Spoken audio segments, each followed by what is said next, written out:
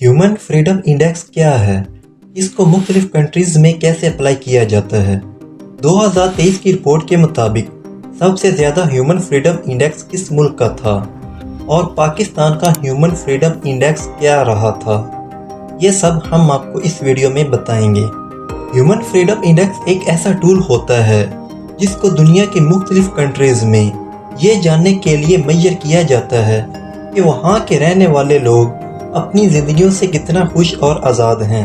Human freedom index को बनाने के लिए मुख्तलिफ इंडिकेटर्स इस्तेमाल होते हैं, जैसा कि सिक्योरिटी, ये एक मुल्क के अंदर रहने वाले लोग अपनी ज़िंदगियों से कितना महफूज हैं।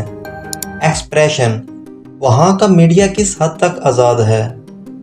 इसके अलावा लोगों की प्रॉपर्टी किस हद तक सेफ है और वहाँ की गवर्नमेंट कितना खर्च करती है, कितना टैक्स लगाती है और फिर अवाम को कितनी सहूलियत फराहम करती है।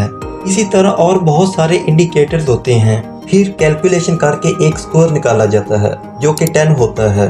वो कंट्रीज जिनका स्कोर 10 के करीब होता है वो हाई रैंक में आते हैं, यानी वहाँ की अवाम ज़्यादा खुशहाल और आज़ाद होती है। वो कंट्रीज जिनका स्कोर 10 से दूर होता है वो लो रैंक में आते हैं, यानी वहाँ की अवाम को बहुत सारे मसाइल और रिस्ट्रिक्शंस का सामना करना पड़ता है। 2023 की रिपोर्ट के मुताबिक सबसे ज़्यादा human freedom index score Switzerland का था 9.01। इसके बाद न्यूजीलैंड 8.88, डेनमार्क 8.83। अगर पाकिस्तान की बात की जाए तो 2023 की रिपोर्ट के मुताबिक पाकिस्तान का ह्यूमन फ्रीडम इंडेक्स 5.49 था। हैरानकुन बात यह है कि 2023 की रिपोर्ट के मुताबिक चाइना और रशिया का ह्यूमन फ्रीडम इंडेक्स 6 से कम रहा था। दोस्तों, क्या आप जानते हैं कि सबसे कम किस मुल्क का ह्यूमन फ्रीडम इंडेक्स स्कोर था? सीरिया 2.96।